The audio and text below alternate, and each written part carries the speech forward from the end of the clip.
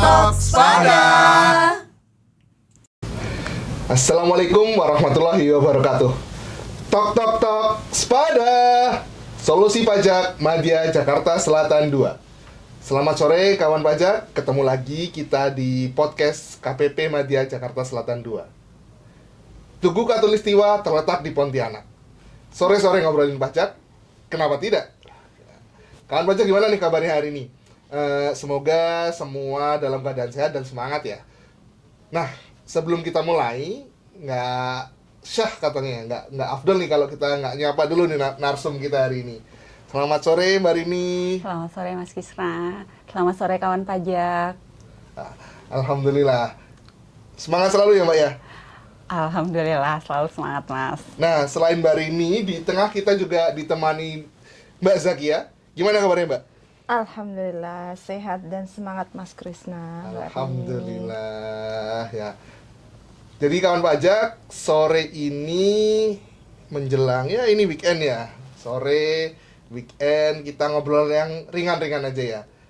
Seperti yang kawan pajak mungkin sudah tahu, DJP sebentar lagi akan mengeluarkan atau meluncurkan sistem administrasi baru. Nah, namanya Cortex gitu kan. Nah, sore ini kita mau ngobrol-ngobrol soal Cortex ya kan, yang ya memang harusnya sebentar lagi diimplementasikan ya. Nah, Mbak, sebenarnya apa sih itu Cortex, Mbak? Kalau ngomongin Cortex itu sebenarnya panjang kali lebar ya Mas ya. Cuman kalau mau disederhanakan, jadi Cortex itu adalah sistem administrasi layanan DJP yang nanti akan meningkatkan otomatisasi dan digitalisasi layanan Mas Krisna. Jadi sistem ini dirancang supaya mudah diakses oleh semua wajib pajak yang memiliki kapasitas perangkat beragam. Nah, Cortex ini nanti akan mengintegrasikan berbagai layanan yang selama ini telah disediakan oleh DJP. Kalau selama ini kan kita tahu berbagai layanan itu terpisah-pisah ya Mas ya. DJP online, untuk Ibu Pot, kemudian kalau mau lapor SPT, PPN kita harus, panjang ya, dari Innova, terus aplikasi e-faktur desktop, terus ke web e-faktur. Nah, itu nanti semuanya akan diintegrasikan di Cortex ini.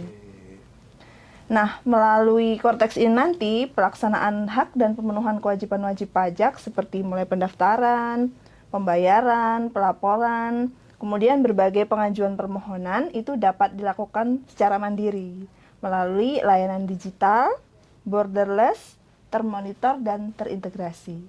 Saat ini tuh Cortex sudah tahap akhir pengujian Mas Krisna.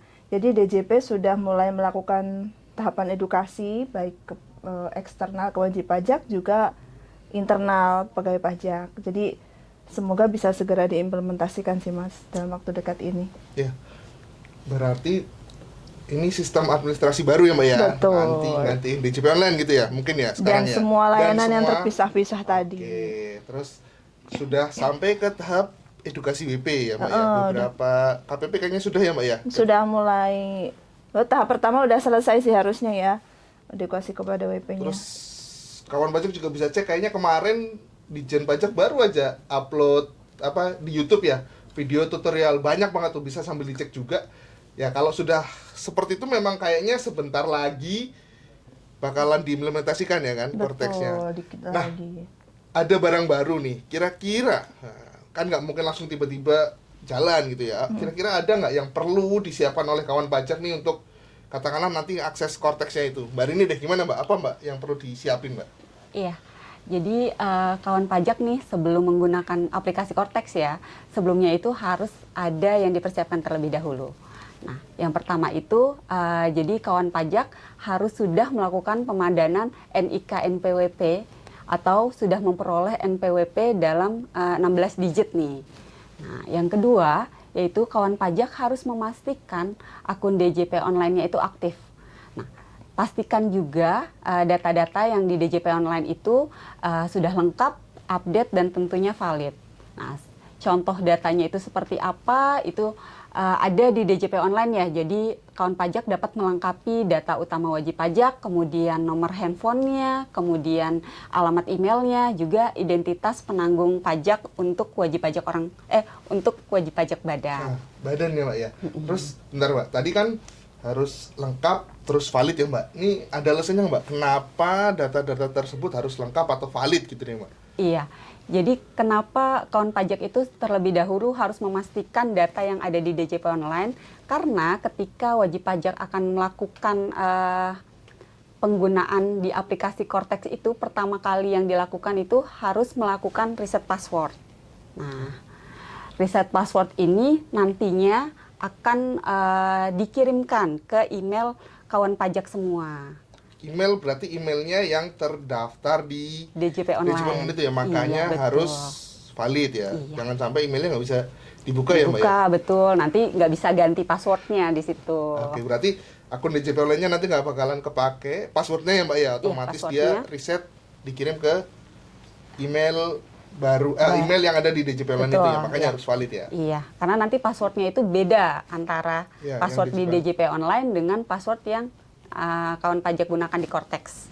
Oh iya. Oke, oke. Mungkin tambahan ya Mas Oh, Krisna iya. Mbak. Boleh, Rini boleh ya. Mbak, boleh Mbak. Kenapa Mbak? Jadi kenapa kok data di DJP Online dipastikan harus valid? Ini kaitannya nanti dengan manajemen akses. Jadi Cortex itu mengedepankan keamanan akun. Jadi sehingga nanti diharapkan hanya wajib pajak atau pengurus atau kuasa yang memang ditunjuk yang dapat mengakses akun Cortex masing-masing. Nah, dalam Cortex ini nih sesuatu yang hal baru juga ya Mas Krisna Mbak Rini. Penyelesaian hak dan kewajiban WP Badan atau instansi pemerintah itu dijalankan dengan konsep impersonating. Jadi impersonate ya. Jadi pengelolaan akun Cortex WP Badan itu hanya dapat dilakukan melalui wajib pajak orang pribadi sebagai PIC utama. Tadi disebutkan Mbak Rini penanggung jawab utama ya. Atau dilakukan oleh wakil atau kuasa yang telah ditunjuk oleh PIC utama. Jadi nggak bisa nambah orang Mbak? Atau bisa Mbak? Bisa. Jadi nanti PIC utama itu bisa menunjuk orang-orang pribadi sebagai yang punya role tertentu gitu. Nanti defaultnya PIC utama itu adalah penanggung jawab yang ada di DJP Online. Jadi nanti makanya tadi Mbak Rini sampaikan pastikan data penanggung jawab baik email dan sebagainya di DJP Online itu harus valid. Nah, gambaran sederhananya terkait konsep impersonating ini, WP orang pribadi yang jadi PIC utama itu nanti akan login dengan 16 digit NIK ya ke dalam Cortex. Nah, kemudian nanti di menu username nanti akan ada drop down pilihan, jadi dia bisa memilih wajib pajak yang akan diwakili. Nah, dari sana WPOP tersebut akan bisa melakukan aktivitas sesuai role yang diberikan gitu. Berarti ada model baru ya Mbak ya, impersonate itu ya. Betul. Terus nanti yang bertanggung jawab adalah PIC utama. Ini berarti kalau kayak gitu PIC utamanya cuma bisa satu gitu Mbak? PIC utama satu, tapi PIC utama itu bisa menjadi PIC utama di beberapa badan, di beberapa perusahaan. Oke, ya berarti tapi defaultnya satu badan adalah satu PIC Betul, utama. satu Nanti PIC utama. terserah ketika dia akan menunjuk orang lain gitu kan. Nanti pegawainya nih gitu kan mau jadi, yaudah kamu saya kasih tugas buat nyelesain SPT PPN. Iya, itu nanti bisa ditunjuk ya, Mbak, ya? aja. Baru nih Bisa berarti kuasa, bisa pegawai. Iya, kalau sekarang kan di JP Online kan semua ya udah satu password, satu Betul, user ini ya, jadi berbagi rame-rame password, ya. jadi keamanannya tidak dapat Oh pertanggungjawabkan. iya benar. Makanya tadi ini sistem mengutamakan keamanan. Keamanan, Menarik betul. nih. Kira-kira nih selain ya Mbak ya ketentuan terkait manajemen akses tersebut, apalagi nih Mbak yang baru nih di Cortex? Gimana Mbak ini? Ada apa lagi Mbak? Boleh lah di spill yang banyak. Oke, jadi di Cortex ini banyak banget ya perubahannya Mas Krisna. Nah, yang berkaitan dengan tadi yang Mbak Zakia sudah sebutkan ya terkait dengan manajemen akses. Jadi Cortex di sini nanti tidak lagi menggunakan sertifikat elektronik untuk badan usaha. Jadi untuk penandatanganan bukti potong, kemudian faktur pajak, kemudian permohonan wajib pajak ya, kemudian SPT, itu bisa dilakukan oleh wajib pajak orang pribadi sesuai dengan role masing-masing yang diberikan oleh PIC utama tadi. Nah, jadi setiap wajib pajak orang pribadi tadi harus memiliki otorisasi, kode otorisasi DJP. Kawan pajak juga nggak perlu khawatir terkait dengan otorisasi DJP tadi karena bisa diajukan di aplikasi Cortex ya. Nah, jadi nanti wajib pajak dapat menyampaikan permohonan kode otorisasi DJP atau menghubungkan sertifikat digital yang telah dimiliki oleh kawan pajak. Nah, hebat kan Cortex ini? Jadi kalau udah punya sertifikat digital bisa di ngeling ya nanti. Iya, betul. Contohnya kayak kita nih ya, kayak kita mungkin kawan pajak kami nih di DJP gitu kan. Kita kan selama ini kawan pajak mungkin sudah pernah lihat ya tanda tangan elektronik gitu ya. Kita kirim surat pakai tanda tangan elektronik ya. Itu kan kita tanda tangannya pakai sertifikatnya BSSN atau BRIN ya, Mbak. Itu berarti harusnya nanti bisa dihubungkan Iya, gitu bisa ya. dihubungkan. Jadi nggak hanya ibaratnya sekarang kode otorisasi DJP Tidak tapi harus diajukan ya kalau sudah memiliki. iya, bisa dihubungkan. Caranya Iya. nunggu aja mungkin ya, Mbak ya, kalau Terus apalagi Mbak Rin? Kira-kira yang ya menarik menurut Mbak Rini gitu? Jadi di aplikasi Cortex ini juga terdapat general ledger atau buku besar. Nah, menu ini berisi daftar informasi terkait dengan transaksi yang berhubungan dengan wajib pajak. Kemudian daftarnya tersebut juga dapat difilter ya, dan diurutkan sesuai dengan kolom yang tersedia di sana nantinya. Kemudian itu mirip sih seperti buku besar milik wajib pajak ya. Buku besar akuntansi gitu ya, Mbak? Iya, Kira-kira itu ya? ada debit, kreditnya di situ ada. Oh, oke. Seperti itu. Tapi ada yang lagi menarik ya Mbak Rini, yaitu deposit pajak Mas Kris. Bentar, Mbak. Ini berarti deposit ya, mirip-mirip deposito gitu nggak Mbak ya? Dapat ya kita naruh uang terus dapat nggak imbalan sama. bunga gitu ya? Nggak sama. Jadi konsep deposit pajak itu kayak dompet digital gitu Mas Krisna. Jadi kalau kita selama ini kan hobinya belanja online ya Mbak Rini ya. Iya. Di kita itu yang pertama kali diisi kalau awal bulan itu dompet digital Mas. Kenapa Mbak Rini bukan saya gitu? Mas Krisna check outnya aja kita. Ya, bapak-bapak tugasnya check out ya? Oke. Betul. Oke. Tapi bisa pay later enggak? Enggak, iya. Jadi konsepnya sama kayak kalau kita punya dompet digital, kata mau belanja di e-commerce atau mau pesan makanan atau mau pesan ojek online, kita bisa ambil dananya dari dompet digital tersebut. Nah, konsep deposit pajak ini mirip kayak gitulah. Jadi deposit pajak itu adalah pembayaran pajak yang belum terikat ke satu jenis pajak tertentu. Jadi nanti wajib pajak menanamkan dulu atau memasukkan dulu sejumlah uang ke dalam deposit pajak tersebut sebelum kewajiban pajak timbul. Nah, ini nanti kode akun pajaknya tuh 411618 100 kalau tidak salah ya. Jadi keuntungannya nanti adalah ini yang paling menarik menurut saya, dapat mencegah wajib pajak dari sanksi keterlambatan bayar tuh. Wah.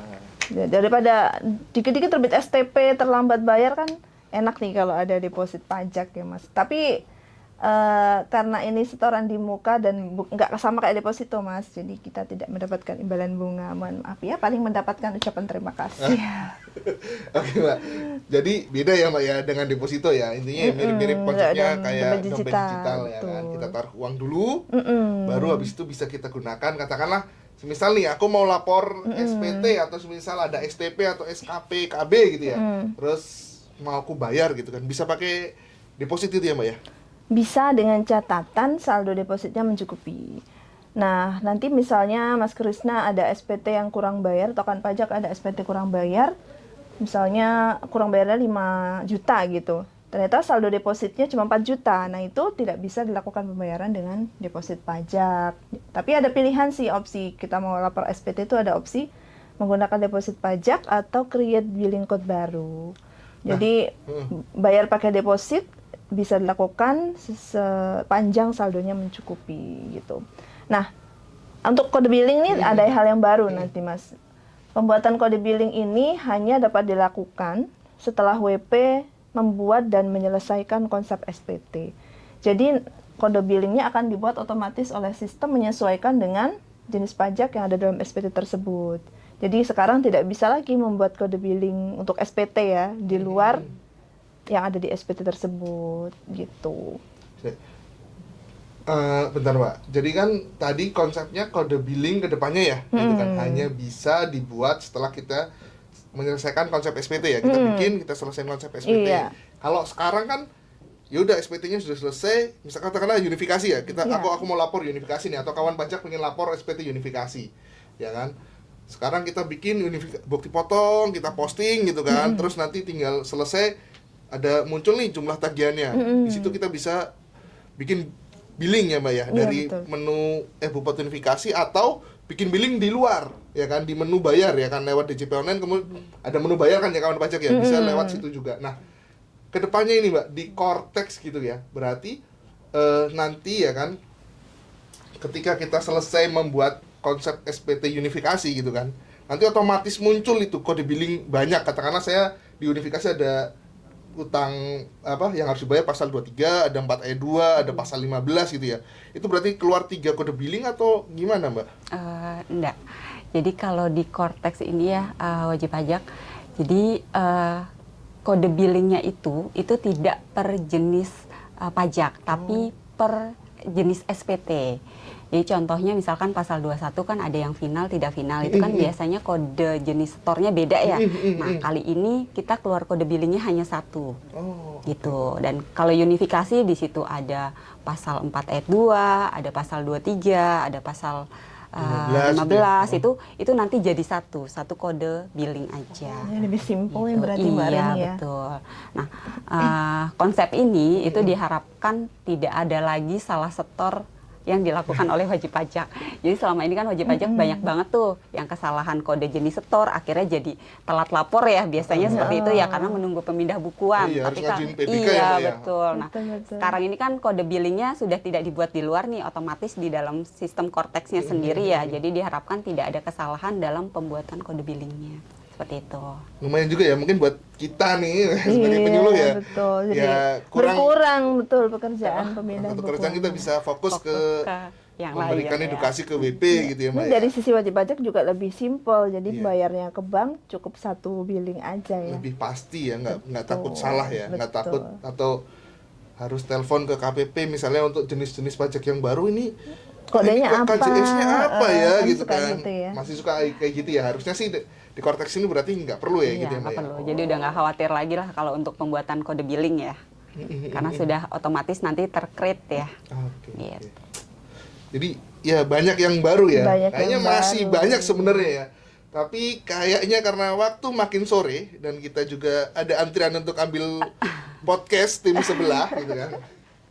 Jadi kawan pajak kayaknya kita harus tutup ya kan. Nah, sebelum ditutup nih, kira-kira dari Mbak Kia atau dari Mbak Rini ada pesan tambahan nggak nih buat wajib pajak nih, biar nanti pas implementasi Cortex lancar, mereka nggak terkendala gitu Mbak.